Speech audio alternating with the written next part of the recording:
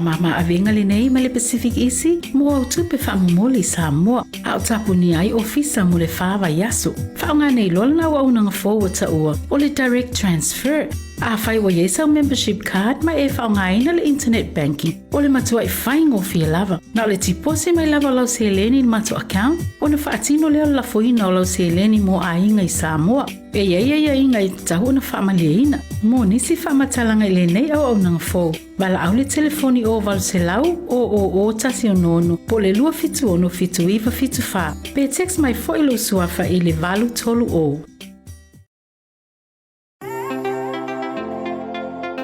te vili mai tina to meti mai nisi da me vai la talo fa facciale e la forma il telefoni per ya me piccino ana ya talo fa faccia ya wai te le tawalu se ofisa voi le se te tala lo ofisa mai ya so sa so no ta wa le sia so sa so se fa lo fa ingo fie a me se le per wai ma lo telefoni tai mi uma o no vinga na sa wa le talo fa faccia mal tina to meti sa lo fa lo se ki talo fa faccia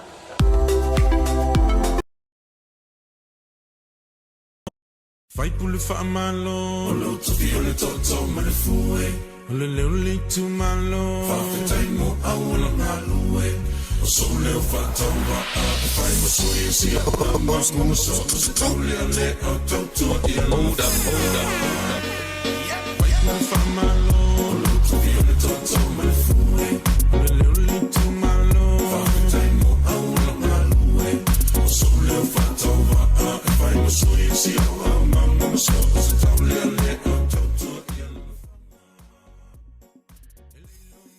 Tue fatalo fa mo folo fatu Samoa I lau mai mo ngal nei vai ngole fia me se fo yo lau fitafa fonga ya malau sila mai mo ina ua todo super top minuto te dele afa o le lima le taimi amato ni usil nei me se fo yo le tautua male au nanga lau BLU TV ya me se fo yo le TAUTAI ya ASIATA porkalame fai u fo yo le nei vai aso fai u fo yo le aso foraile nei aso fiari le aso se fulu o se tema lua felua se fulu maritasi ya o to ona fo ile nei ASIATA fale malu pio voliko fifia fo ito fa fero ya tu ma fata lo fatu ma o folo fatu ilo to pa ya malo to malu Samoa ile nei vanga o le afiafi malo le TAUTAI ya malo fo ile fatu do malo le no pia malo le ono sai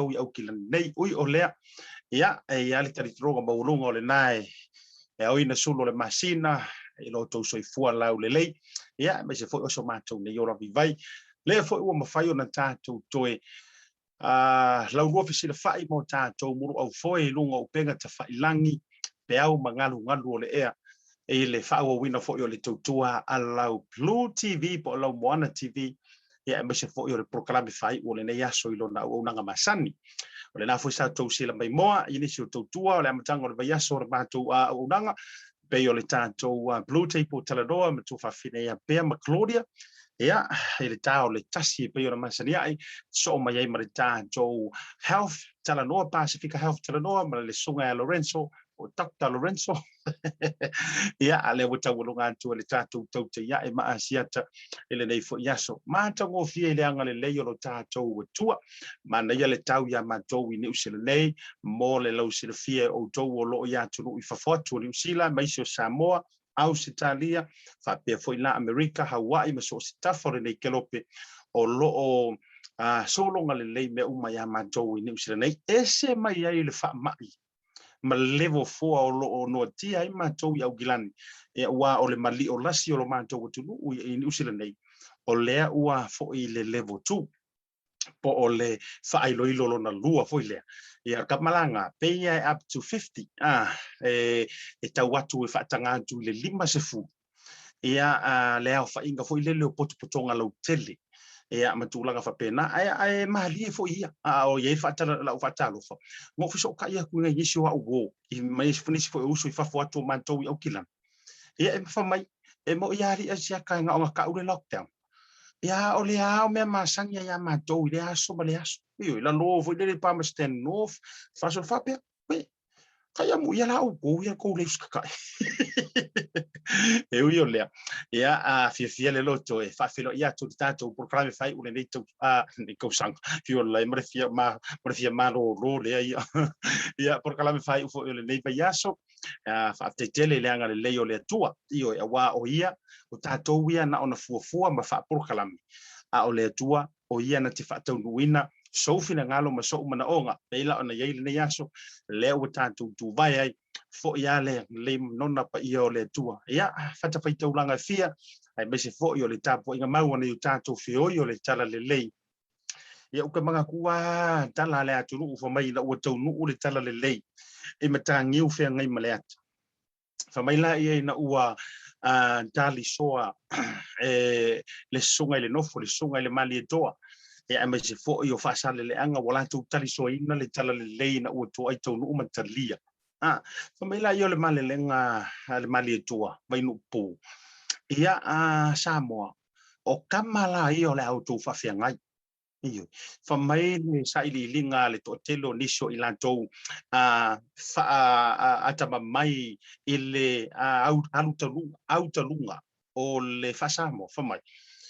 O I tonu na whafua I le upulea whawhiangai nga. Iyo. Ena ua whamaira male lenga male toa le peo no tau lau vivilu ai ia masiva tau whai ai ia tu mua mapule ma to o whai mai ia o le a o walu malu le ele pa ia o Samoa o le a au ia o kamala ia o le a whaao ia I whaalupeni ia wa e kufisiki o whea whanau mai le upu o le ao whaalupeni ia whamaila le tari tununga le si au whai tau louru ma le au tala o le atunu ma fua kongu mei ia no whaapele Ia, to lona ao whaalupenga ma whioi o le tala le lei, o loo whaatuna paulia, ma whaafale le malu I so o se turu inga o le lalolangi, ona o le tau wasuina o le ipuvai o le ola tanga. E ala I le alangaina o le manu malo, e ala I le alangaina o le salamo, e ala I le tala ina o le tala le lei o Yesu na maliu, o a malava. Iyo tala le lei mai yafio ngā le atua o loo tau wasuina, whaavai o le ola.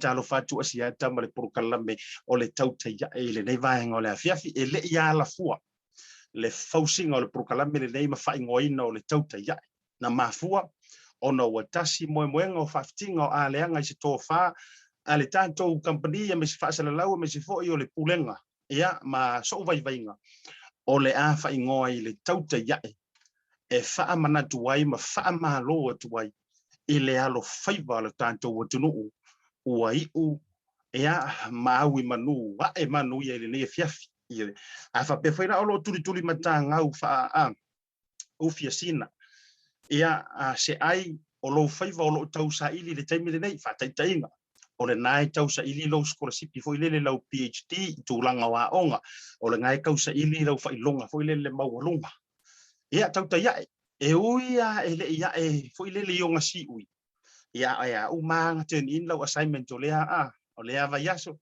ia fa malor nga lui fa penala io le nganga fo o proclame e mese fo so se fa langa mai so o la fo I se tulanga o lo fia ngai ma oe le tama le teine o alo matama fa na o ta tu o Samoa po o fia la vale tulangi o lo e tautua ma e no pia ia fa malo le nga lulue ma fa filo ia tu ASIATA ma proclame ia ti o to le nei vaenga o le fiafi a wona ngal o a o mea o fai o fai vai ia alofi a o lo e ulu fa o ai ma e puno wa ia o fai va la vai na ia e manuia se vanga nga o la ve vengi sur ka ko ko le vaenga foi le le le fa fa la ve pe le ISIS ia maisi al qaida ia no le fa ku le me mo ke mi ka po ia walanga e sia fai varanga wari pe o le sia di le lenga mali mai I le lin mor io e ono fa tu le au te lo ele ai yang kama fa nga wo tato wo tunu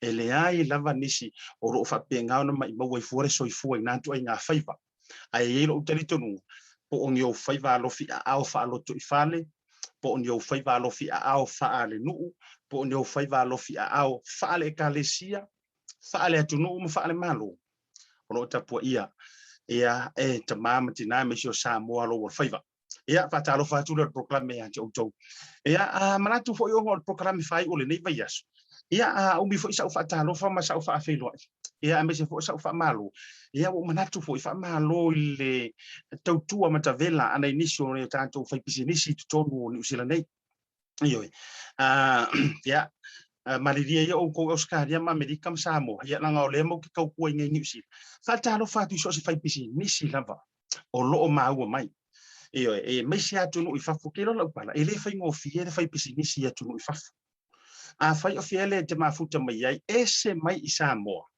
a o lo e fa taunuina po e fa tuina po e ngalue ina se pisinisi la ikiki feololo pekele tolo pulo ya te mo fai atu TAUTAI el neas ma lo le ngalue ma lo fai le faiva ai te lo ele fe ngo fiere fa pisinisi atu no I fa fale ainga io e la to wo lo fa tauina tau mafo me ai so o ase me ai amaka mai ai se me ai ko kwalisa o me ai light se io o I fale ainga te tele fale ainga Evelina nei io se uso ya lapa kalo falapa io lo talenga me tamua o ama o fia rua ya kapas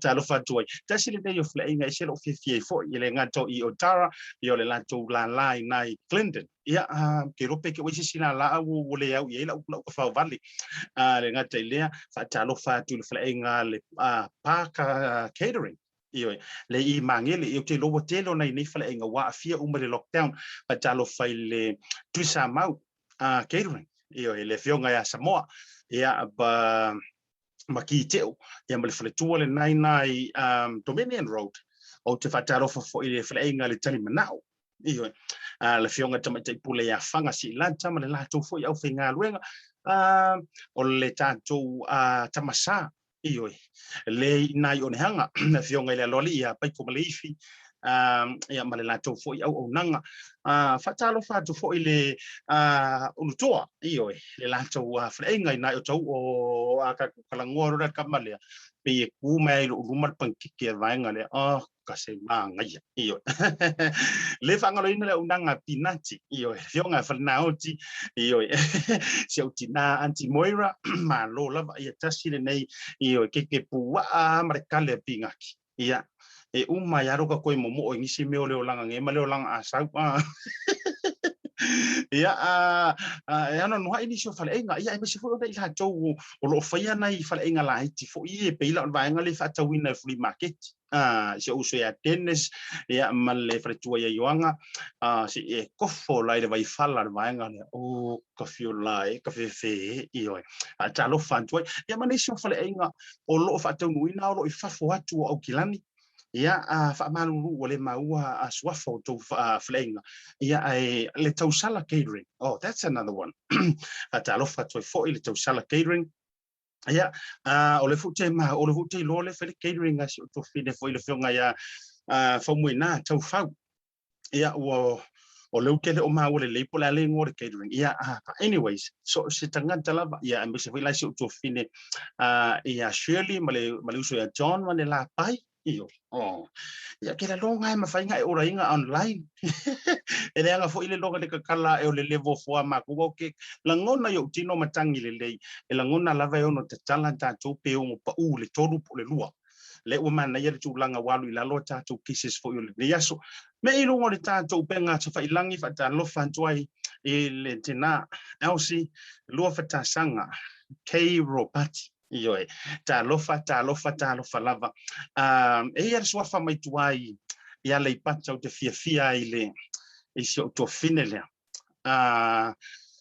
se ko e tasi lo swafa o te longa ila vea ila lo falanginga o le fio o le tama ainga mata afa malo tu so mata afa fa so mle awi ia pe ia swafa le Elsie anti te fasa o mai au pe fa pe ia o le sofa ho ile sofa ia so tofi le matuale ia fa so male ia fa talo fa to mana to fo original ia Elsie le mafuta mai lungo porkalame a fa pe o ngai ka kilikia o ile ngua le sofa le la to fa mana natural memory wa fi fo ile ta fo ile le matai le sa fa talo ngo inga ku ngor ko ingo sa fuyangi le kinga la ho sa fuyangi ya ngala fu wa ko aka o ile ka mama iyo le wa ko aka o ma to fo nominating best actor le atalia o la utala monia o la top 3 ya le iyo ele wese la le to final ela ve she is one of my toppest actor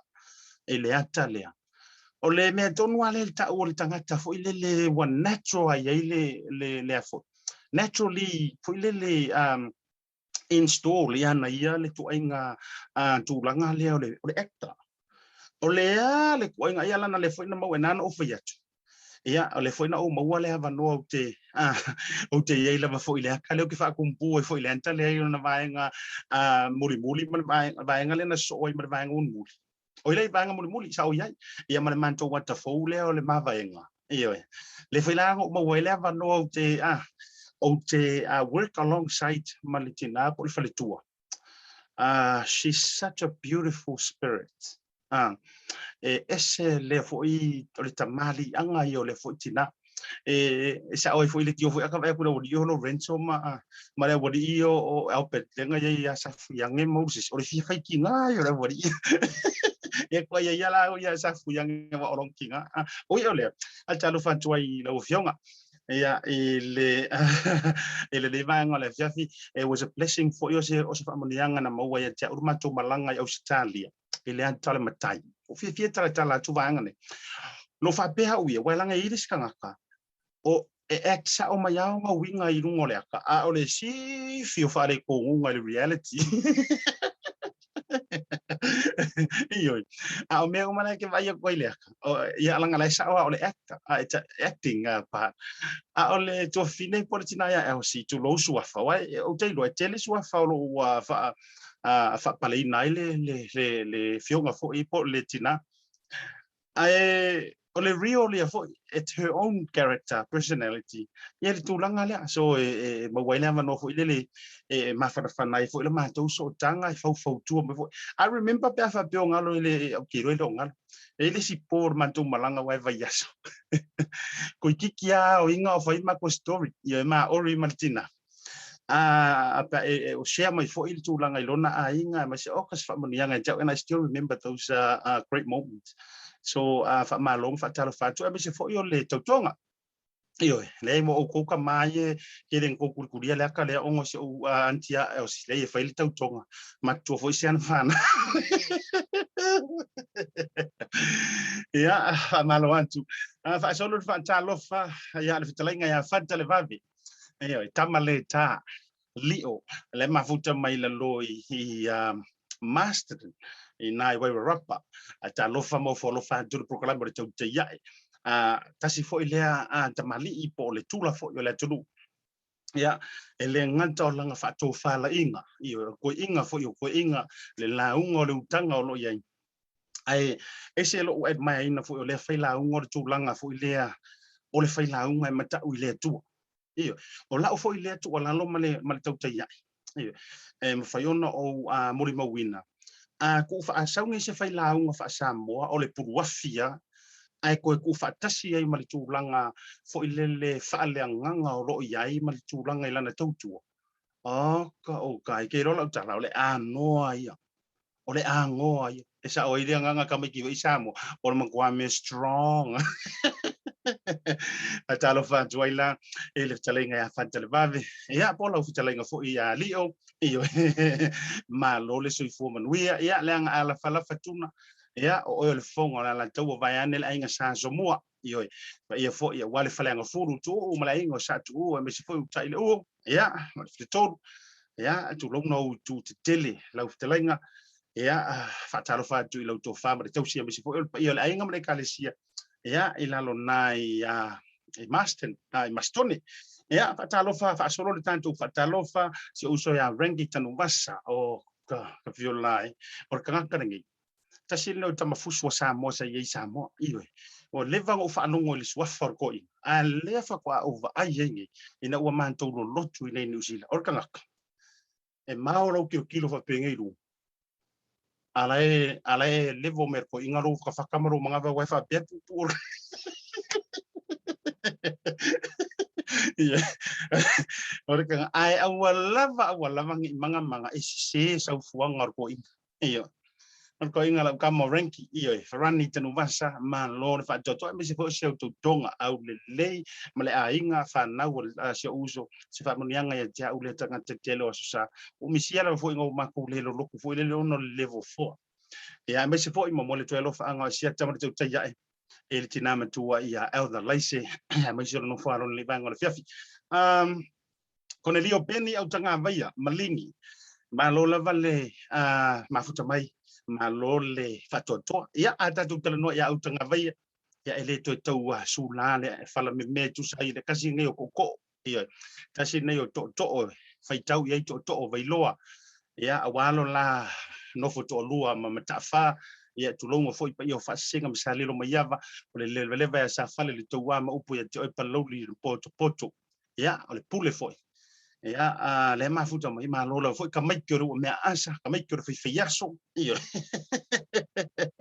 malole mafuta mai malole fatotoa ia ile le vanga le fiafi ta solo le tanto fa talofa tele ole vai niu io Idaho ko vai kwa le kingi ki pakeka ia malole mafuta mai fa tai fo ile fatotoa ile nei vanga ole fiafi ia anga tele o Marie I vai ngase Marie o Mari ngor kemi foringai ia ke wasasi sa ka pronouncing o se swafa uiole ia o to uma maletele lava o mafuta mai le maua fo yo to swafa ia malole fatoto malole ono sai sika ko kuinga ia u famulianga yo le so formula sfana ia ai tato tele yo fasina malolo foi mai mo won tato so tainga manisio o tamfa na u ma tamari fo le tunu o lo no pia I mana tu fo yo so raile o lo por kalamele en fono tala noa tua I nei nisi fo o lo mawani ava noa mai nisi o stete ma tunu I fo atu sila anyways o le so ia o le aso so fo fa mana tua ile toanga le fitu sum le fatu sanga o sia o mai o sia o tina fo I lungo le por kalame le fionga le JP fionga le loli I ngaru male mana anti sulu anai iyo le so o lo nasa soifua iyo wale pisa masia ulo makua ia I lo nasa soifua uyo le ia le na sila mai o le urua ia so le sa o fatela noi nai le fionga ile aloli ile mato ofisa a o tala ia le faia le tato level so le mato ofisa huilo pui nai le atale o le fionga le tamaita ia sinia o le MSAO training ia ngata fo ile o ia for justice of the peace ia sta mali I we longa lana tua o se toya ina fo I tono le matu o unanga manto e kalisia le VPM ministry one of the elders o le manto kalisia ia le fionga le loli inga le mana sulu anai po anti sulu ia le na le tele nationali ia le fionga fo ia anai Joseph anai mana tua o le tasi le oso o le tasi fo yo tama fana wala tunu tamali I longa lan tu el malon usila ya ai tu lango tu la fono me se fo fainga bukiki le fionga ya anai afa anai ya me se o siana siona tasi jo lalo le fionga ya lo matsila ya malana prantura le na ya nisi fo yo company sa lango sua le ta to te ya ai dona amata matalia mai fo ile mtangore ni to sanga uyo le sa manuia le to lo was fo le tina lo fionga ngal mana anti sulu yo le swafa la vale pi close ele manto maftanga o anti sulu ya lo fale to por tele manto e to lu inisi ya ficus fo mal fato sanga ile so aya ko si de sila aya makalango or kalango le lo sumar fa ese fo ile malo si no ofisili tina stasio ma fa tala noanga o yese kulanga fo ile le tau ka fi ai o e ma yo le tino ai fa mai le talia anti sulu siata te lo a kamili ya ku le si pikor pakale ai longa kim fa ya Upu mo ne la tala le ai senga le ai se tūlanga uma o loo malosi atoa. Ele tua. Ia walanga la o tūlanga whapende ino whea tūlea. Ele i whaia si tangata. Ele o se fōma.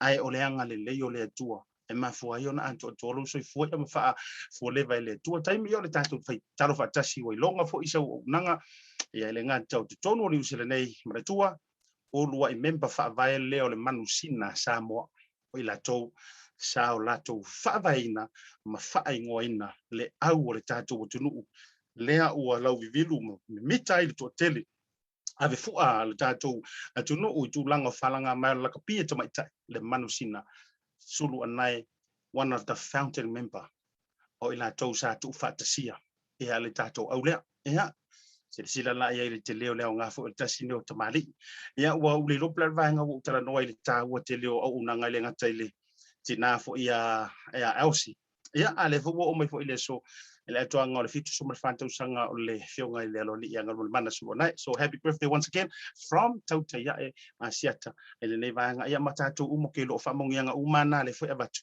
vai le to atendo ilanto le moli po mai lungo le tato programe ia so ile mai sama nianga ole asofana fisi ko ke lunga ia sfanga ule nei yaso ia au te lona o le luana ia tai o mo mai ole afa alewa tu pe fa monianga mo le si vanga ona na fila le sfanga ule anu pa uia te ia happy birthday 9th birthday o le masanga o alo le mantu fa fia nga sunga fa fia nga pasta waiter fata mo le fa tu melody ia sorry fit wo ka fio le ka ngo fa va very al makuore o le masanga Adonai and ASIATA se le matango fie o ngo le au laiki le o le fana ulaiti fo ia po wi fo ia o alo le sunga le fa fia nga ia mo ka mi ngai ia wala ngala tel fo sunga le fa fia nga ia le na o le masanga le o le tama mal tengi e van tu fita tu sa mo ke le fo inga masanga kengi pe tama mal tam ia le masanga la le o le tama mal tengi e matua la le Adonai le tomaitai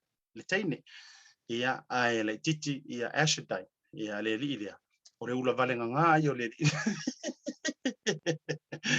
ia fa manuia le tua ia le tonga lo fitu tu sanga ia te lo foi ia o ona tulanga o le covid ma le level 4 ia o mafua I foi ona o le la koe ai sa papaki le ru papaki ia ai mo boli ato ma to lo fanga ia me se le to telefone ma proclame ia la tonga lo fitu tu sanga ile so ia le ngata foi le boli ato lo fanga la tonga lo sumo fa tu sanga o le tina por fretual ma ta ia roof felice ele nei foi yaso mo ia le tua ia tonga lo sumo fa tu sanga to tulu ini situ sanga si tele ngata foi lea o le fionga ia I le Samuel oi fionga ia lima le manu pira ele nei vai ngola fiafi fa maruia tu le atuanga fio ko sanga lo sui fuori lima le manu sa el kamiki sa vai fa maruia tu le tele o tau sanga le yas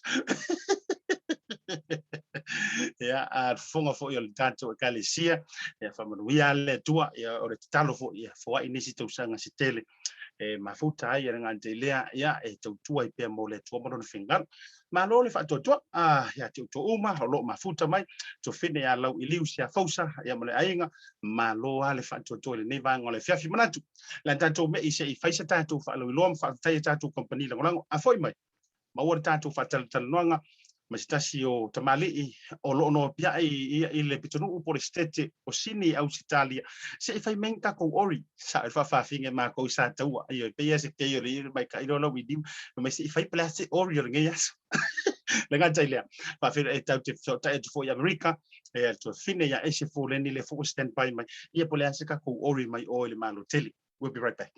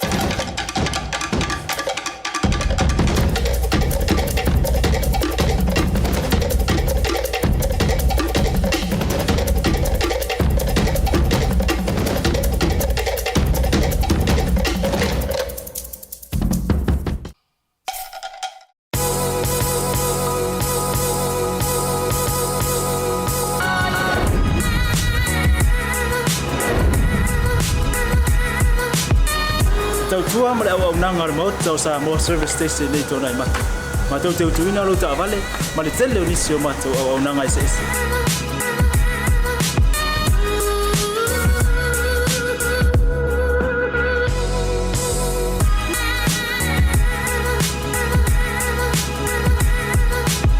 Ai le ngata foi le ma tau te sia ke ina fo ila ta vale.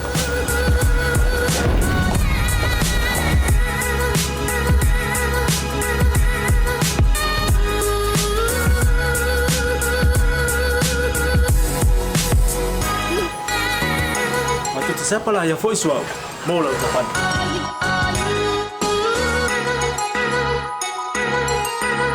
Apa itu yang baik pak ulusa? Awalnya telepon, matu siapa lah yang voice mau lah ucapan.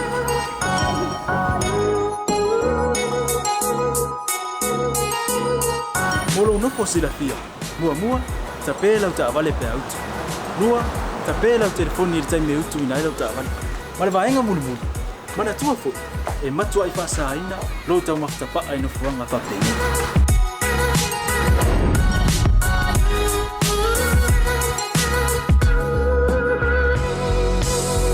Otta Samoa ole motta mo Samoa ma do te fia e au na pe mo o Samoa maftaile fia mai we'll see you again God bless.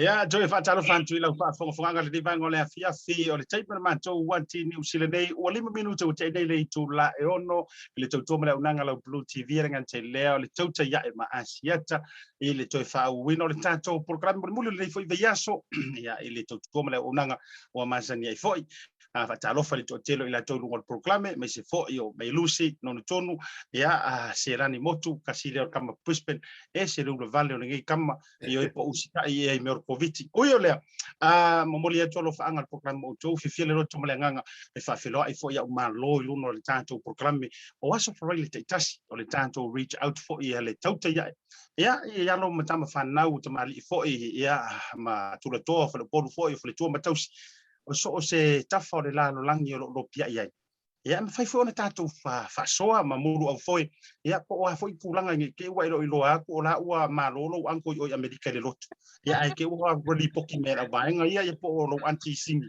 ia alegei ai kake makiva i Niusila ui o lea fifia e faalauiloa atu ma faailoa atu ia le suga e atu i Samau po le talaiga ia fata le matua o le faletua masaga fata tamati le lua ma futa mai sini au se talia ia ma se foʻi o le tausala la lelei ia Ese Foleni o loo mafuta mai California ia i le malo tele o Amerika faatalofa atu i lolua paaselua e tatou momoa i sigi faatalofa atu fata ia faatalofa atu i lau talaiga ASIATA le folofai ma puleaga le tatou leitio lenei fiafi ia faatalofa foi le faafogaga Samoa fealava le itu o le kelofe ia po le toseitu o lenei lalolagi mo le tatou faatalanoaga ia faatalofa atu le mawhainga ngalo le whaatalofa le tūpapaia au na tofi le tua i so se tū nei lalolagi whaatalofa malo soifua ASIATA ia tatau foi faatalofa i le aga lelei o le atua takele i aku ia ese o luka vai pe nga fai se fongo ko vanga lang mo o le vanga lang mo le ke kau ia i le sunga fata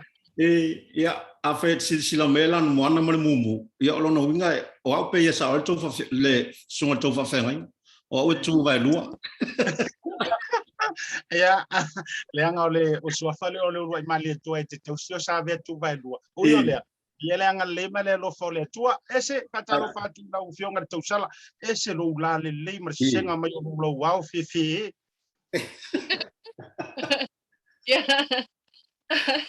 ia fatalo fatu foi ia o fatalo fa na ia o ta wai foi le suafole ia o le fatalo fa foi ana wa analisia no tama lo le lunga ia e tato tele va ia ele tasi tato tele ne foi tu va la piapi ia ona le o te ales fu mai tasi nei America ia o ava noa lava fa aro o lea lava o te tausisi ai ma avatua e fo se tautua ale nei fo i tu Amerika ia e fatalofa atu ia te to uma lava i sofa man malo e tu te riso ia o le fatalofa atu na ia le ngata fo i lea ia o le nei fo ava no watu ina mai lausunga siata ia e mese fo ia le tasi fo i tuangane le o lo tasi lunga fo i nei vai ia ale ngata le ia o le tato au mafuta le wa fetuleni mai motu tato ia ine e watu fo i nei tu Amerika i nei fo temi tai lava malo ia o le matula le tasi vi ia le ngale le yo le tua o le ai vai atu suru le tino ia o le na lava pe le ngoko le la ia te utopi fato atale ono le TAEAO i le senga ia mai foi le o ado malo lo se la ia e tu langa matango fio lo ia o e foi le tu fine tu lo tu taulang mo se le fia foi le sunga tu sama o le tu fine ia ese o lo tau tua fo i tasi o le tau fasalau i Amerika i California si fongo le TAEAO fo ia e ngata i leo nisi o nanga wole fo i mātou ngā halgu e nisi o retio i tausanga ko o le tolu whātausanga taruai ia ai o te fia la fo ia walanga e maua mai repoti mai a tātou i Amerika mai si o California a o kenkiki ia a ka kia longa isi o piko i kukuila ia i manua a o le asau ioi ole asau sara i sava ke nga kaula lo pe ai nga ya tio fia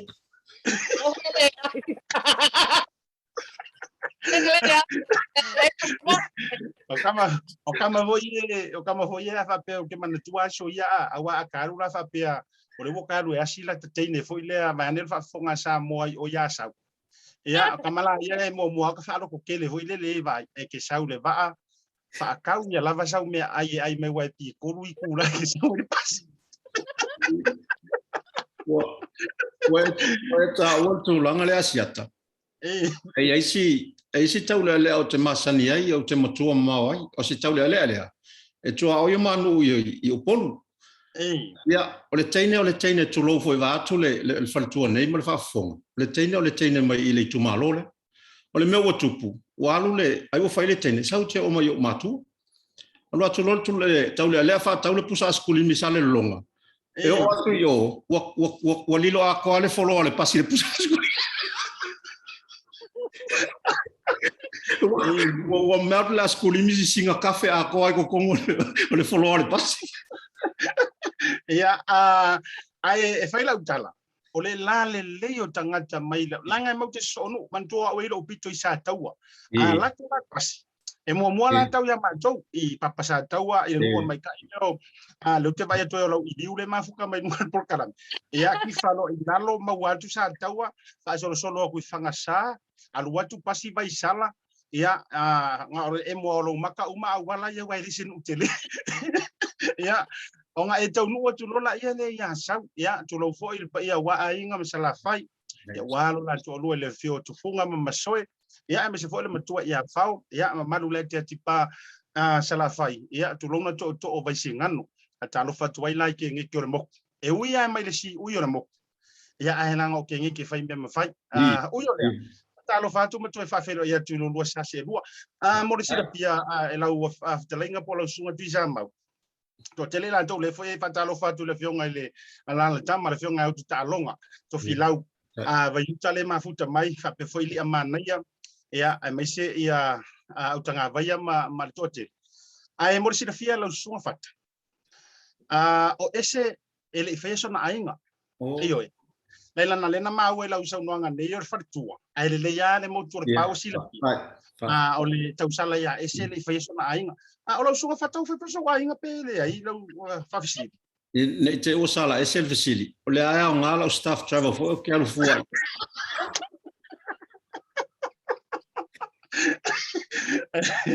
ia o tato boka la fa penga ai sa o le fa fa wale le ka o kingo ia o ia ta fa lo ia ile tato fini ole ma ta mai ia bikar fa fisili ese ia ono le taimi fo I mo auto ia la ma fa lo atu le fa pertania fo le ladies first au mai ia se tulanga o ia tato ina America ia po mai le fa mai ia o fo nisi kako ori ese mai le fa mai ia mani me lo tupu ina ma to tele o ilo atu masira fian malo tele ia fa tala mo la noa ia ona ole tulanga ma me lo tupu ina America le malo tele o America ia le ai lava sisi la fo ese mai ile fa mai o paua le news le po tala fo nei America le o yai la tele America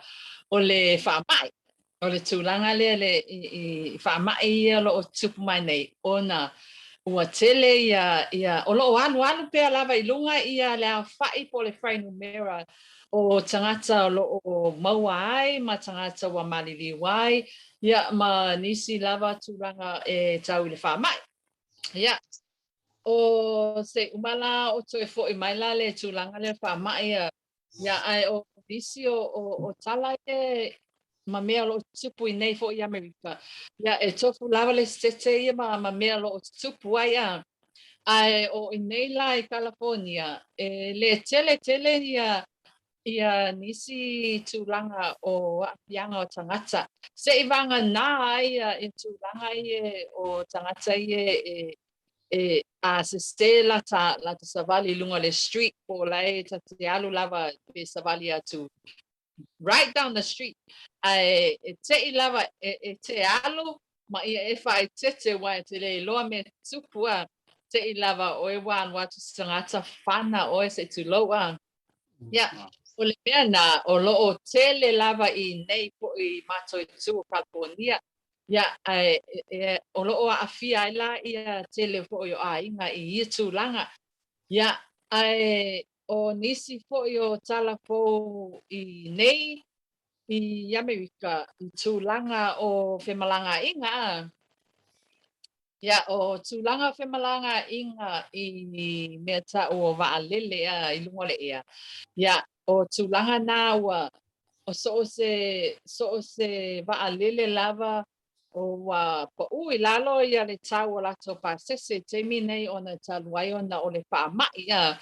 Ia e paulava nā tūlanga ua whaisina paula I titi mai lalo le tau o le pasese ia so la iti foi tangata e whewa I te minei ona ua whiwhiwhi lava tangata e whewa I atu I ma o a wā lava I tūlanga o le whamai.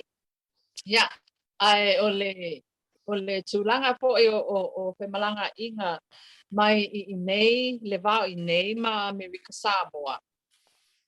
E lei ai se tala fo o sau I le temi nei Amerika Samoa foi le wao Amerika Samoa mai nei Amerika po Hawaii.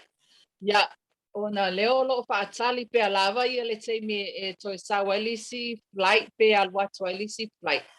Ia o anga ngei lenga whaaso kai sa o tala noa I se tasi o wo foi I le KBC TV I Amerika Samoa. Ia I tūlanga ia po le ale tūlanga wo o ai lato ia lato flight ma me whapena po I lato po watatala le ala waa ia ngai le fia masina ia o le tala mai ale tuangani le ia ia se whaatanganga I tūlanga lea pe sa la whapea mai la whailoa mai I le lautele po le ale tūlanga le ai le lato waalele po le mea le a sau mai I Amerika Samoa, po le mea le a watu nei Amerika. Ia ona o le isi tūlanga lea na whatua umane, o le flight lea sa sau mai Amerika Samoa. Ia to e titi foi na isi na o mai ai I lea foi whainga malanga. Ia le o moa la se tonu le teimi nei, po a whea to e aluai le waa le hawa en ea. Mai nei Amerika, alu I Hawaii o na pa ia loa lea o Amerika Samoa. Ia ele I o mai la se tala I tūlanga nā po a whea la toi se tala le pinga malanga o fo ia lea alele I anga I le wao Amerika ma Amerika Samoa. Ia ai o nisi fo o tūlanga o lunga o fo ia awala pe malanga inga. Ia o lo fa mawhaina le umia lo card le fasi pepanga le pese card o le vaccination card so ale ai so card o lo fa pe mai o lo yailo ingoa lo yailo suafa ma le asuna failo tui po a fe expire ai kai se ID po se driver's license. Ja, ale ai la so cart nga e wha ni ai mo ma whaio tui. Ja, te le ma whaio na whaluai I ma o po whea lava nei la langi. Ja, o loo whai pēs ia suenga ai nei fo I Amerika ma I Hawaii. Ta ilo I sistete, ai o nei Amerika loo whai suenga o na ua yaile mea le wasaule news. Whapea mai, o isi card, fake. So they're looking at one particular card. Like there's something like a seal. O le card lang ai fa ngai oe ya o mela ngai o le wa makele fo ia suenga ale federal I ngai fo I Amerika o nga kulang pasa ma wai fo ia ngisi fai malanga mai anga I kokong I Amerika o mia ia card ia ele moi ia e falling mai la o ia tangata ele I faia ia ni lato tui puia mo fa mai ia ai o tūlanga la na lea e o mai temi nei o lo su e pea po feme sa waile card ma me fa pena po ai lo faia le mo anisi o lo faia I Sorry, wo lave fau e sau no le vai liu le ono wo manatua la fasile tua yo le wa sau no ai. O le ale tūlanga I le whaamalosia o le vaccinations ia te auto. O se tūlanga it's a must ma ole te tau o whaamalosia po o loo tau whailava fo I le whaitalia o le tangata pēna te talia ina pele ai. Ole newsletter o sau pe lava ai mete lava ia le newsletter mai I le Brisbane. Ya malikovanna po nei I California. O lo famalosia pe lava a. Ona o tu o lo faiti ai le numero tangata mamai ma faiti ai tu langa o le fatumulia o fale mai ma mea papena ona o terminate fale mai o fatumulia fale mai tangata lo mo e feololo ia isi tuenga mai alfa mai le ya ole mea le na wa tumu ai ma itu langa papena fale mai ya ai o lo fa malosia lava ia tui pui le o le wo ma to le tui lona tolu. Oh wow. O le tui lona tolu lea e pui mai oe mai mea malava I nisi wha mai o mai a. Ia, ai, o mau pia lava I tangata ia wa umana whai lato tui pui a. O la o mau pia lava lato koviti. Ona ele o whai tete lato le unu whalea, le unu whafo atu. So se mea lava pe te aluanga I le whale o loa, pe te aluanga I lo doctor's appointment. Ia, o lai whaamalosia fo ia le mask a. Ia, ai o mea te mine ele o isa ia lava e tangata ia nisi o tūranga o tūlafona. Ia, ai, o loto tele fo lava ia nisi e le taritonu I le tui lea. Ia, the first one, second one, and the third one. Ele taritonu la to tele yo tangata ia wa le ta ma ya sa lava le news ya so uma. Okay. O tele pe lava I la to ele fa ia ni la to tui pui ya I nei. So now wa fe avia ia fa mai I ma o ona o tangata ia le mafai ona oi valele. Ya e ma la to ia na oi ta vale a. Yo ima o le whawhainga tala na whai isi tu la whia pawa mele I nei. Ia whaanga pia lau mask, whaanga pia gloves, ma me whapena, protect yourself and stay away from those. But always wash your hands no matter what. Okay. Yeah. Okay, I'll come back to you on all tanto time. Say porosia tu isini au Italia ele sunga ya fata mese fo io nisio tanto community solo iai. Ola stulang ile reporti mai ati autola sunga tu Samoa numero of all ne ya so ya mese fo ni me lo 2.9 le to vai liu. Of time ole facil. Ole le asona nei o le awhainga I la tau na maua I le tonu le lua sifuma le whai tu la e afe 5 se lau wha sifuma le lua. Afe 5 se lau wha sifuma le lua. O na nafi e afe wha se lau mon tupu. O umar vai asona nei e lei lalo I whaulu whai numela lea. A whaifo I ese pau la ititi o na ase nai se lau. A whaifo e si a ilunga se lau. But o le vai aso a toa nei e le o I lalo I wha le afe wha se lau. O le afe wha se lau anga ilunga le numela le mau. O na a toa iwa e na mali liu le aso nei na o nei aia. O na nafi e toa 5 na mali liu. O le peona saunoa le tua fine le taimi o sola. O le so se taimi a ki LTV pe ki le TAEAO o na o le na o tala e winga le whaama. O le whaama I nei sini taimi nei o mtau tia, mahalosi le whaama I nei. O umafoi la o na au mai le se whaamatalanga le pule nuu le a mātou nei New South Wales. O le ua iei le fuafuanga whaapea a tōlo le fitus 40% o ila tau o uma o na whaitui ta ilua. O na tatala le o na aisi no atanga a le matua I tatala ina. E mawhai o na o le ainga to o lua pe to o tolu tangata mātutua o uma o na whai o la tau tui ta ilua. Ma le whanau le paka. o le paka lea, e le mamau ia te tono o le 5 kilomita le paka lea o iai. Ai, ia uma tuita i lua tangata mātutua ia mwhanau ia o io. E nā le lua whai tū la tanga intau o le paka le i laso e tasi. O le ua na whatanoa mai nei le premier le a New South Wales. O se taimi o le masina fou, a o atu iai ua valu 10%, fitu 10% ia le au whainga o le pito nuu nei ua whai tuita i lua. O na mwhaile o tala ia vaenga pe ona uta ua le taimi o sola. Ai o le whaamai nei New South Wales, whai asi malosi o le whaamai. Ai o le isi tūlanga o ua whaatolu o se tasi o ua talii. Whaatolu o na maua tangata o le whalewhainga luenga i le whaamai. Ia, e maua wātu fo i ana atu leo tangata lātou te fufuluina le whalewhainga luenga, ma whaia me toe whainga luenga. Toe o mai whamau toe maua leisi. Ai, o le tala e whaaftai ei le atua.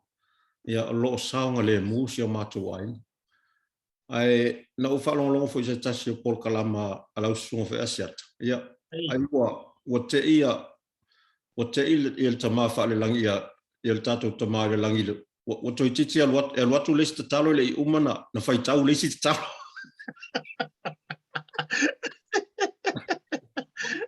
Usa wa makua i pisi kusa e whai o le pisi o fo mai lalu nei. A ua mantua i pisi fo ia wangelu mai whawsenga ngore kakaro aru waku re wai ege. Ai, o le isi lea vaenga tā ua le i lau ia wa ai fo ile iai. O le mafutanga le te tonu o ainga. Ei. Ua o le taimi fo le sa ngata le mele ia tātou i Samoa. Tā loa piafi e wailoa uma tamaiti o le taimi le lotu. Po fea ta alo ai, po fea e alu iai, e iloa el tamaititi, o le taimi le lotu alu lo fan. O le taimi nei, ia o mātou le taimi nei sini, iwa na alo nofo mtatalo, mātou nei ua na alo nofo le fale fata le tali se, umal faa maito e whingaluenga. Ua na alo nofo mtatalo, ai o whana o whingaluenga, o te ia o toe ina e whane. Malo whaftai se taimi e o maila utala noa i le tūlanga leo le lockdown ia tātou. Aina o sina wha e mo mau mātou i New Zealand nei. Ia wafo i lesi no fasilifia. Ma aile ma malu lau tele. E wha malu lau kulanga pia lau fo mai. Manko whi lau fo mai masangi e sa whai lau update. Pia lau kama wa a fiat COVID. O le wa lua uprokalame se so. O whangoi mai lau fo mai wa le a. Ia le na uyo le tato te fai te talo o fese no fa no mai ka moro resi ai o le so se furu ma le tasia ma to cases o le o pa o ma to a mata mai na le tolu aso so talatu na nafi man tuana se mai ma to le va fo le ka ilo se furu ia sauro le talatu na nafi na pa o se furu lima sauro ana nafi o pa o le se furu tolu o le so o se furu lua ke lo mali ia pi fai pa pi se pa teni foi lelele pe se pattern foi lelele sa wona pe o lo ko a won pe se price pass out ta o ifa pe ngoro pangwa i ese ka i bua foi lele e wale na se furu lima mai ia en ese le lua ko su ko do ngaf ia ai sa do su to lo ngaf ini ese le lua le o ma wo su ta sinai lo no winga e lo pe en ese foi le lua ka o ma wo ri ai mai nei tu langa u o le mātou whawhetai ngai lea tua. O le ae va ia tātou tau le leia. O lea la uaru i lalo sia mākou whai numera. Varu se lau fitu se furu ma le iwa le tauro au whai o i lātou. Talu ona toi break out mai le whaalau leo o le virus, le Delta variant. Varu se lau fitu iwa ia le tauro. Ia ele kai au le ko waso e kasi pe a fuafua ia i le saunoanga le matua le whatua masanga. Lua se furu fitu mātou cases lai le whale mai. Ia, inga na le reino o whai atu. E le kai la mako whale mai. A le wa makankau le hango, a le wa matantau le ano miro moa e vai whale leia ngai ngase ona e tātou tangata Pasifika. E peo na o whale leo ina i le pō ana pō. Ai ila o porkalame. E se whasea se tasi whai o mai a tiau. Ia o se tau mali i whai longa lan tau tuaine.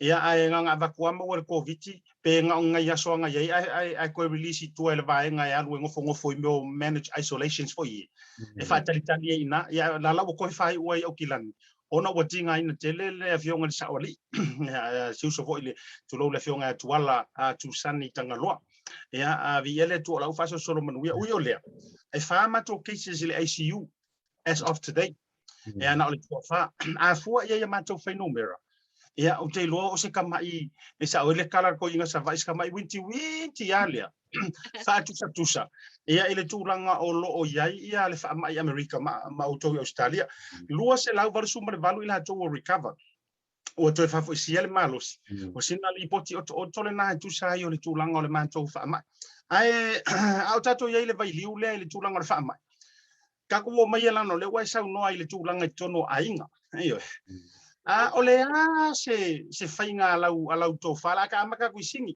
yo ka me ele wala tu ro fa silo loko o America o ani tu langa o fenga ye lau to fa po lau sunga tu sa mau ma lo lava ainga yo ngai me ko kia foi le wa o me mon o ka le lava foi kilo mai yo ole ani tu langa le what tupu mai talu na faina lockdown sai mai se lo tu fale ainga after esele ia te au o le whātau aina o le tūlanga le ua o mai ai. Pei an whātula o tala le taimi o sola.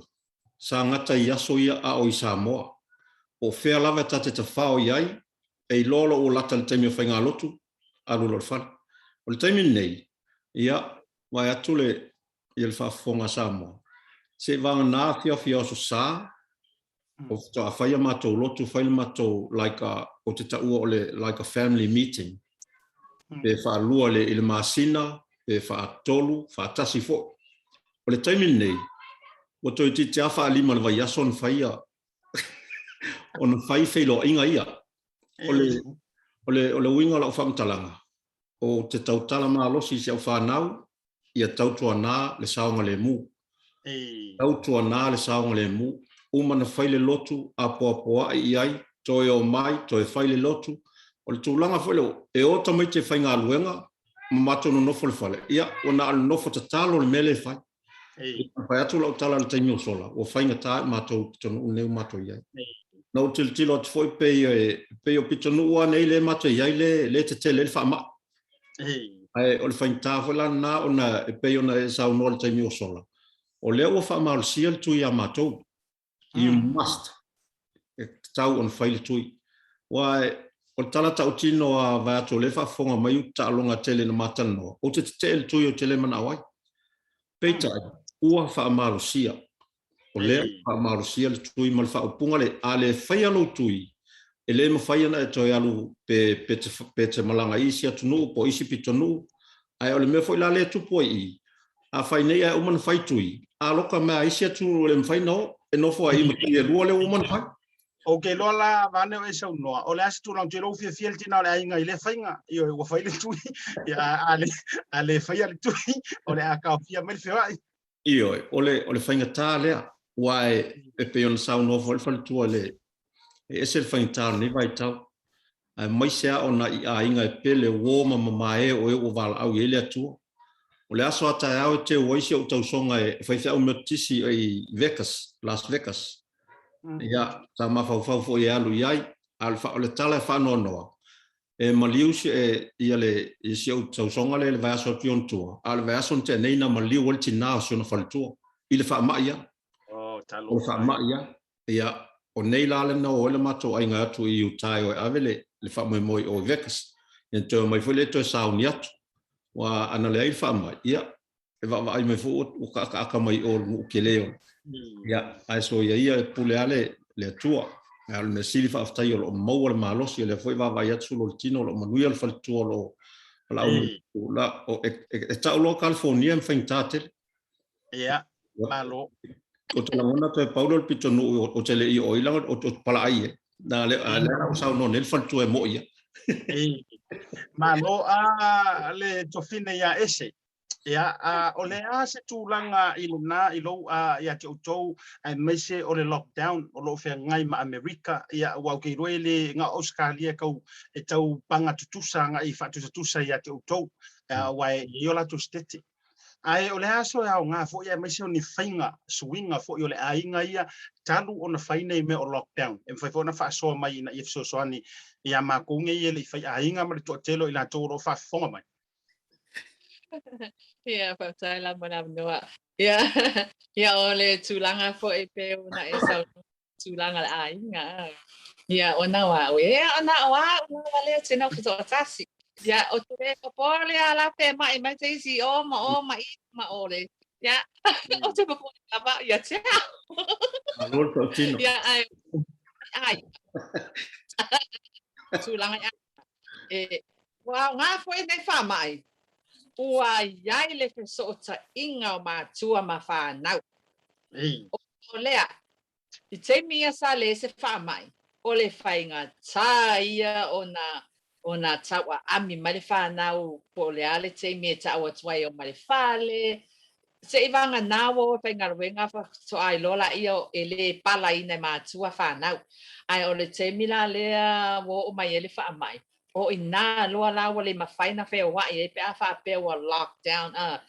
O ina loa la ua maua ele whesota inga mātua mawhanau. Wa o te whai ato rau tala wa o isi mātua mawhanau. E to a whea wa a ia la tau ina ua pole mea. Ina ua fiafi. Ya. O le te lea e le isi temi whainga ruenga, le isi temi a luatu le pono, a luatu I whaloloa, e lea I lava se a te nei, pe wa mea le wha mai lea ma lockdown, ma isi mea, ua maua e mātua ma whanau ia nei so ta inga, ai pese po I a inga to tele, ua maua fo I na ia la tau so ta inga ma nisi, ma tala noa atu isi ma isi I la toa inga ia ai o la ita tala atu na I le winga o nei wha mai ma mea o tupu I tono a inga ia ua avea fo le wha mai ma tūlanga e ma popo ai a inga sa tau ma lepe o kalale whai aku ua ia inga pe wha pea mai le unga ali isa pe sa misa pe la kekea pe la mama o mea umanga ngale sawa lockdown ko o me mani mai ko ia ko take care o mala I mea lo winga lau sau noanga ese mea ngale kupu inge ya melika ai masalo lo kupu ai so mea la barnge la langia ya wa ka nge pa mai wa ku fa ka sia ia rungari ia isi ya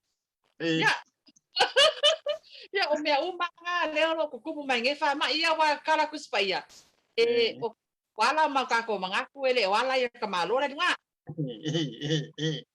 malo ya o pole ala vale ai pole ala vale le mea o kako mapakia nge kemi ave awa le panic don't malo no winga la sau noanga o la ve fau ese no no winga la sau noanga o le fela so soani le tasi le nga fa mai mo o el tofine o te fatasi ai le lu ainga o sau le ya o le tali atu pa va la city o na wa ena wa la vale no so sa o le matua o le vana maliusi matua inga wa fitu nei tau ya o le fitu ya le lava o te whapene ya o mela na sa watu ai fo ela o la o tala momoa o te popone lava ya te o te le popone ya lea malea wa ele sisi o mato fatasi ya ai pau lava ya mele o te pole foi o a inga o lo o nei ya o lo o ya nei fa mai ya ola Italia tala if I initial aina always wear your mask, always wear your gloves, use sanitizer, everything that you can to to prevent all those stuff from you not getting it. Yeah, I tama fai lava follow pe pala au D3, zinc, vitamin C's, everything. It helps your immune. Yeah, okay. Like that. Tupu nei tu ya I tono ainga. Ya o sina pangalava. Alofai lo to lua alofai la fa now mo me pena fa ma popo mai la so ya when it's ma watu mai. I le me se wa ma wai fa mai. Ya wow. Kala kuinga fai. Kuinga fai. Ale alua e pe ale alua ngale le wo koru kui. Ya. Malo fatai a joile to fine. Fatai foi mo tuanga le mo le sunga ya fata ya mi se foi o le tulanga o lo fe ngai mai i le lockdown. Ya mi se foi le to tere. Je lo te tasi la fa siri mo le mo to fine ya ese ya ona me ilola ye foi le to fa ya fata por sunga fa tu sama. Ya e to lunga mai le tanto por kala me foi so no fingan. O le tulanga o manto ese. Te lo fo tulanga na le Australia. O mantou le level 4 le mo te ai. O ia inga ngai. E makua fa sali fe wa ipe ale ise mea fo te mafua anga kakau e ke ferwa ia fua. Alo fo tanga te fa tau, ngari ko kasiar kanga kai fa tanga ya le fa tau tonu fa le mask. E fa malosia ya matole menta o le lua mita. 2 mita le va. E le mako wa tu sai le te tauna e tu la talata ile isi tangata. E te tau lava.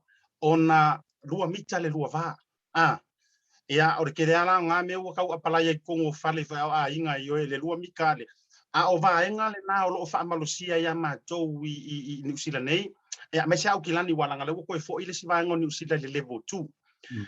E sani potopotonga e makua ele o kakalangi fale ainga ni vanga funga pe o McDonald's, KFC's na o supermarketi lava mo essential. Ia mafale tala vai. Ele ai mangi me o kakalanga. O le ale tulanga whaapea ya o toi Amerika. O iei se whainga whaapea ya o toi Amerika pe tau sui le whainga o toi. Mwhaina e sau noam whauma merita i ate oifa mortua fine. O le tulanga na te longa lava pe lava ona e sau noa mai o lockdown na. Ona lea ele o lockdown mako a tulanga na sa iei foi mato te mi sa i mato le lockdown. Le mawhai o nei alu I te puni uma ia isi mau fale o loa, pisinisi, te puni uma fale ainga, so se mea lava se banga na ia fale o loa la pe ona e sau no mai ai. O loo whatau ai ia mea la iti lava ia matele o nisi o me whanga e tātou la e winga whamai. Ia, o le temi nei amato, ele o se lockdown, ele o fa ma fa fo ia le ono futua le ono le sai mato ia le o anga ele tolu ia ai le o fa ina fo ia limiti ina o tangata I te tono pale ainga wan meanga le sali miki keminga fa kwa uma lockdown fa kwa uma nga lockdown wa kala fale ainga so o li miki la ia se fulo kanga kai kong E o foi pe a fai ia ngi loku ia sa ele miki lava le fulo kanga ia gaming ia wan fa solo a ko ia ko ia o isi vainga e mask o isi vainga le ngi mask ia o lo fai la ko pui ia o lo mo pe lava la ko fa mai nis ia isi kanga ia pa lava mele fai ma ko ngi ia fa ke lava ai me se lava ia ma ko fainga luenga.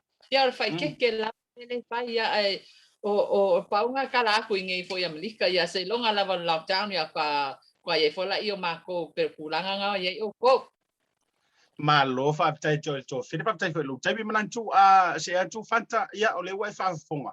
Ia ile tulanga fo ia o fa TAUTAI ai le tausala ia ese lona fo ia inga io amu ia nga o ia e o kelengi se popole fo ile ia un fa mai ai fa mai mai ala fo fo ina ile I lau so tu sa mau ko le mutua fa tu masanga ia e sau no nga fo ia mai se oni so vai nga te pia sau no ma fa mai ai tatu fa ter no nga le vanga la fiafi Aftai ole fa tu se tala fai o te muleto le aftai o te fia avatu se tasio fautuanga pe al talanoanga le taimi o sola mo le vai aso mo monta talanoai pe al tala fo masani tatou silia le puipuia nei lo tautonga fitia ta au falongolongo fo ile lau por kalame le vai aso te nei o talanoa mai se fale tua mai fiti le sa ia ta uai mai sa noa ile vai le o le fiu ia o te tau atu a vai atu le whaafafonga Samoa, o la o vai le whai vai aso uma. Ai ona o aula o le fiu, o le angi sainga, ma le ki polo. O te tango la mix fatasi ona tafu la ia, wha maa lidi inu. O lo o whai a pēla le taimi nei, o le winga la whai o le winga la utala.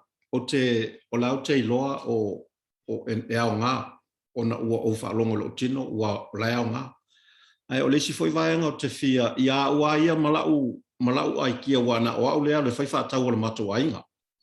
A o anu te whaatau. E umana whai whaatau o sautu uma tono le taa vale. O te saua mai le whale umaini whai le taa ua e ki mai nā le ea matoi whawe ve lato tono le taa vale. I lau nā ai kia, o peo se o sau nā ia ai kia foi i le whainga o whaatau.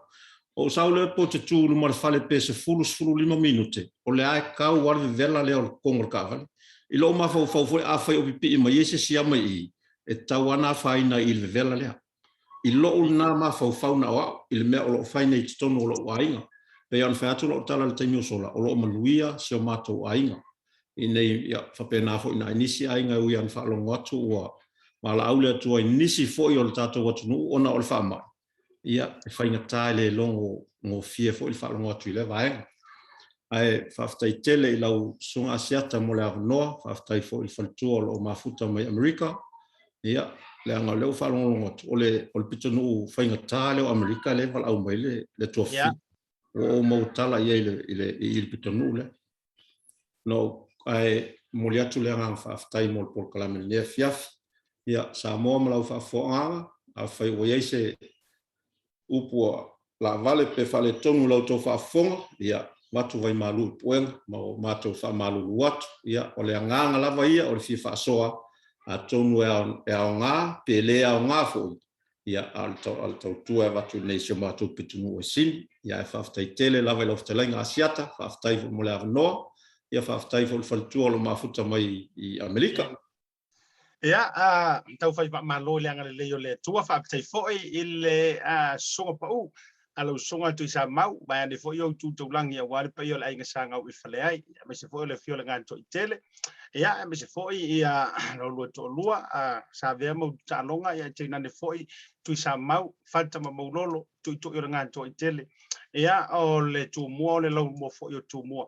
Ia ile nei vaenga o le afiafia me se foi ia le tofine po le tausala ia Ese Foleni mafuta mai Amerika. Matango fie ia le porkalame me se foi lua to Fata Tamati le utanga sa le vaenga o le afiafia. E taua la tele mole to tele o i tātou a me se o tātou ainga i nei vai tau whainga tā o le whaamai. Ia wai kai feo lolo pe ango se whaamai inga o mātou pena o Australia ia pena o Amerika fo. Ia o lo o pepesi le lalolangi a toa to telefoni a inga wo pa anga o lo ilungo le tātou porkalam. Ia o te lo fo le nganga la vale tasi whaatai le whaamanoin o lo taimi. Ia a talo pule o le anga leo le tua. Ia to e mo fo se o tātou fisa o ta inga. Ia so for le tasi. Ia pe a petu sai mo lo taimi. Ia o le a atu o lua. Ia e te lua tau ma vai. Ia ma tātou tasi tātou peselea pa le tātou atu i whasalonga whapisinisi nei. Ia foi mai. No whatou whale le malo tira la tunu. Ia ai mili taimi lei. A lofa tele atu mo o lua. Ia me sio ainga. Ua mpaanga mai nai tūlangi o lo lua tau tua mai ai. Tātou toi whiloa ilanga leo le tua wha soifoia. Ia, soifua ASIATA. Ia. Tātou whiloa soifoia. Ia, tātou whaatu foi. Soifua le tua file o le whalitua o lo mafuta mai Amerika. Okay, tai ese. O le whaamama awenga le nei ma le Pacific Isi, mo au tupe whaamumoli Samoa, au tapuni ai ofisa mo le whaava yaso. Whaonga nei lola na waunanga forward ta ua, o le direct transfer. A whai wa yesa membership card ma e whaonga ina le internet banking, o le matua i whaingo fia lava. Na o le tipose mai lava lau se leni in mato account, o na whaatino leo la foina o lau se leni mo a inga i Samoa. E ia inga i tahu na whaamalia ina. Mo nisi whaamatalanga i le nei au nanga fo. Wala au le telefoni o walu se lau o tasi o nono. Po le lua fitu ono fitu iwa fitu wha. Pe text mai fo ilo suafa i le valu tolu o. te vili mai tina to make team New Zealand me vai lau talo fa machale e la forma il telefoni per via ya on me piccinho ana ia talo fa macha ya wai te le tawalu se ofisa voi le se te tala lo ofisa mai ia so sa so no puerta o ele sia so sa so se falo lo fa ingo fie a me se le fel wai malo telefoni tai mi uma o no winga na na saua le talo fa macha mal tina to me ti sa lo falo lo seki talo fa macha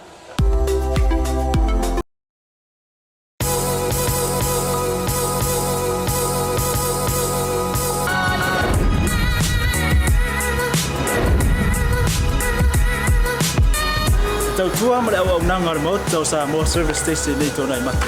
Ma tau te utuina lo ta vale, ma le tele onisi o matu au nanga ese.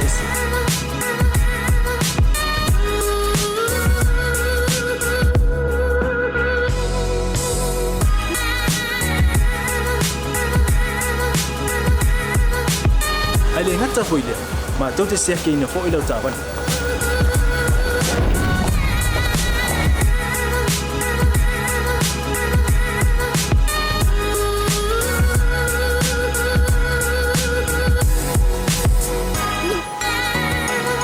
Siapa lah yang voice wow, mau lah ucapan.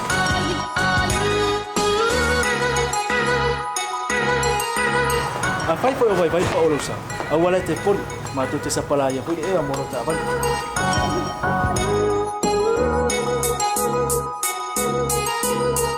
Mulu no posilah dia, mua tapi lah ucapan lepas itu.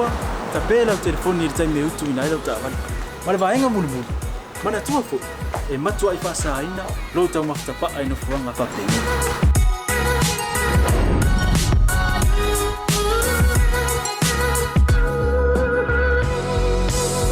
Ota Samoa ore mota mo Samoa ma do te fia e au na pe mo o Samoa maftaile fia mai we'll see you again God bless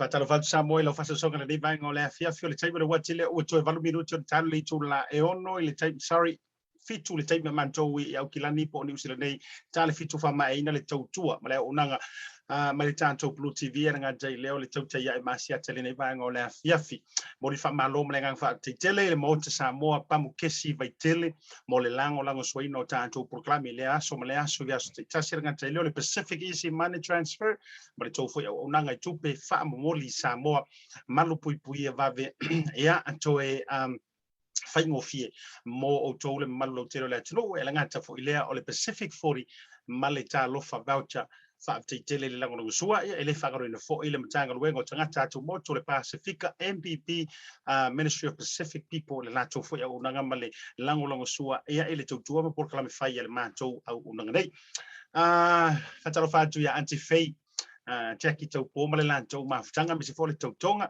ya ele mamau fa fale mo ke vai tu atu la vai le mafuta mai le nei fia misi fo yo le to fine ya lana ya ma la to fo mafutanga mo to malama lo mo le no mai mo mai misi fo yo to fine anga solonga to aiva ya male tau tonga ya fla nei popo mala to ainga fo ya maile le tina ia fionga pafuti fionga ya la maunga ya misi fo yo lisi male tau tonga mo to ma lo fa to ile nei vango le fiafi ma nei ya fo I fo tuanga ale ato tele o to lu ngol proclame me se fo to fine amari e vai ngasi sa o le man ya fo tuanga fo ile le to fine io e le nganga le fo ile mare tau tua ta to proclame o le tau wa o manongi manai tu langa fo ya man tu o le man tu o nanga ya ele o se o nanga wa leva ya o le nganga foi le afa pela ki kango lo press le share le time le o le nganga na le foi tati tongo fai foi ina ia fa share ma tu fa tu ma fa lo tele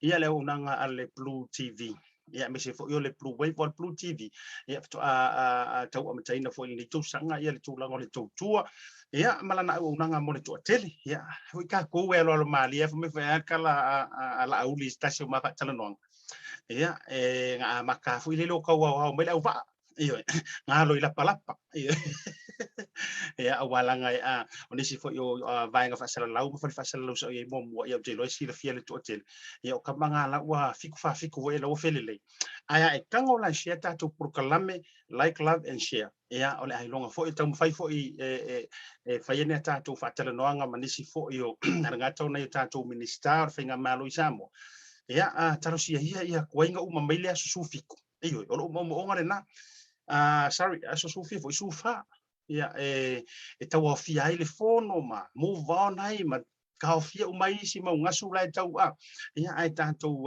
sapa itali le tanto finga malo o le ala vau fia o lima eva ia so le la ono va ia so talo tanto fola uio le malo le fa to ia to le ia so malo foi le lava pale yo ane fono ti io atalo fa tu le fionga ile tupu fia o io le kupu fai fa le io kupu fai fa o kama ile o le fionga ia fono ti yo ane ma le fritua ia fa mati le mafuta mai nai mai posten nai Clinton atalo fa to mo bole to lo fa ngol tu ia e mal program ia fa yo vela papa ki ne fia ia ele fa inga pu engia ka ela fo mai la ngol le fa sa le fio u yo le o le tato program le nai le va ngol fia ia ile tali tonunga mau tu ia sa fa manu ia le tu ile nei va ia so e mai si ona lava singa ia ma sa valinga fo yo palo fo yo le nei va yaso mata mai lava le songa fo se ia o mai le si u yo le nei va yaso ia manato fo ia o le fautuanga lava ma sande le tau tai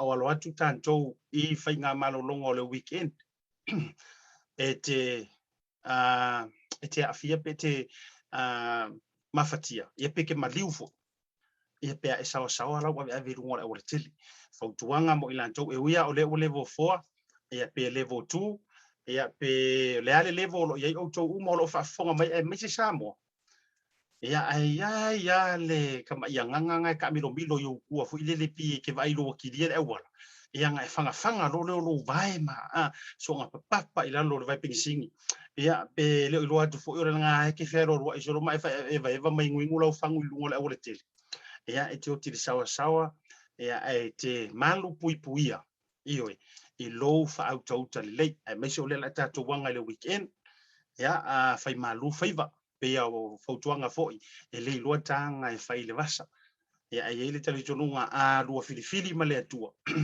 fai o toila por kala mes kama vai lenga nga io e manto lotu ia so tofi o fai le ngore sum o lona autu le sa fa autu ina mo le toilo fa anga foi fa ta tu foi ia ai inga matua so tina ia mele ma posua le ma futa mai nai mangele mi se foi tama ma posua ma lo ta po ia foi fai va nga ta foi le o le tama to file for fautua ia vaurico tia yeli ia le mafuta mai ina ia maili e Samoa ia le pata ia me se fo io le faftai fa fenga uma me se fo se automa fa le nganga pasta wait fata mo le fritua ia o le autula po le manulo ti o le manto lotu fo ile lungo resum I le stofi fa na se mai nei e ta o na file manto inspirational night o lona autu fa pe fili fa tasi male atua manatulea e fai o toile por kala mo le tautai ia ile autu la valea o anga tu le weekend fili male atua ia me uma ke faia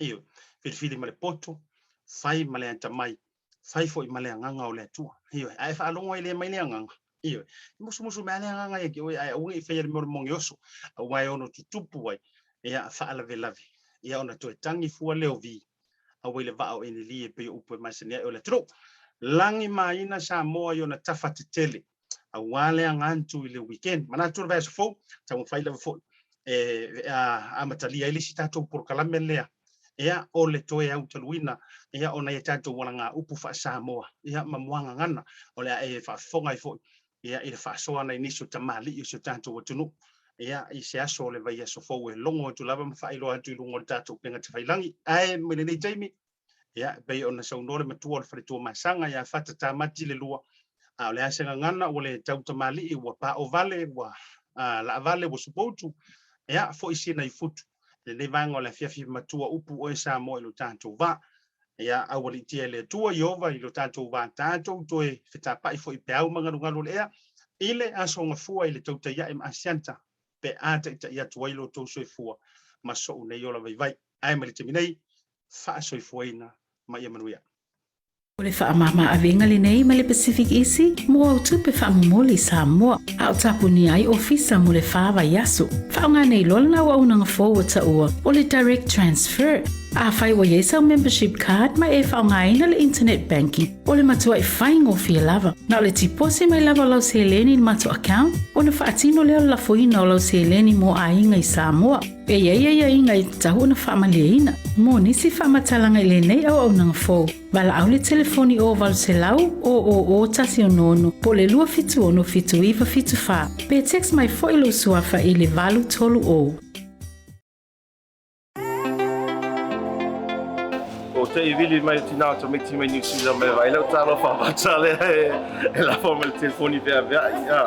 O me pitsinyo ana ia talo fa matsa. Ya wai te le tawalu se ofisa voi le se te tala lo ofisa. Mai ia le so no puerta o ele sia so so se faro loa fai ngofie a me se le pelo ai mala telefoni taimi uma o no winga na ana saua le talo fa vacha maltina tometi sa o faro loa seki talo fa vacha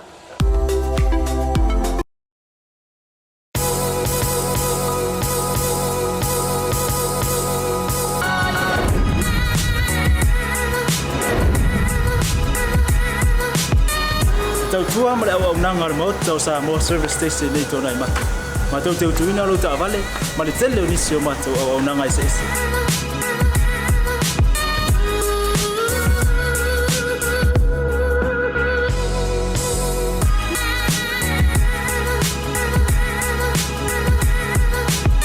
Ai le ngata foile, ma tau te sia ke ina fo ilo ta vale.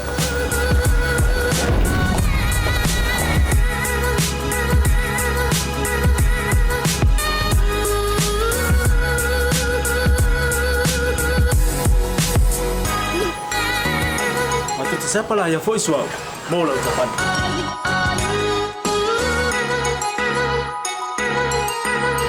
Apa itu yang baik pak orang sah? Awalnya telepon, matu tu siapa lah yang voice mau lah ucapan.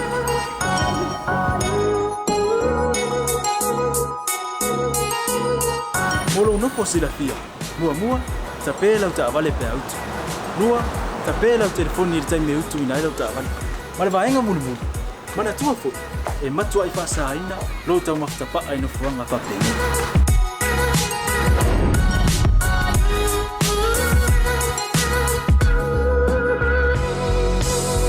Mota Samoa ole mota mo Samoa Mado te fia e au na pe mo o Samoa Aftaila fia mai we'll see you again God bless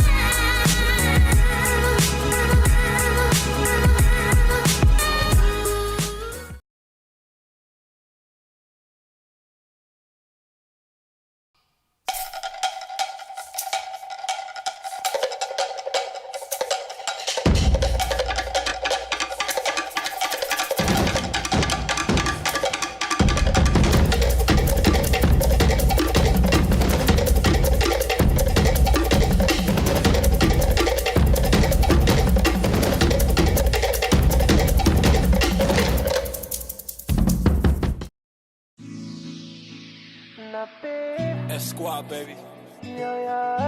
Rex, J. Sands.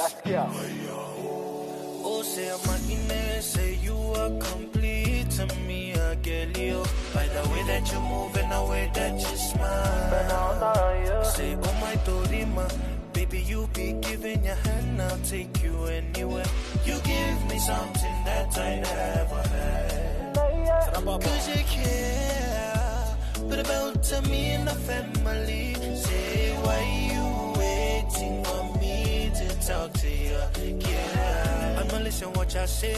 Yeah, don't move in and come here. Yeah, they on the nail, la tiwain, yeah. Say tamai, ne no te pai, toki rau, say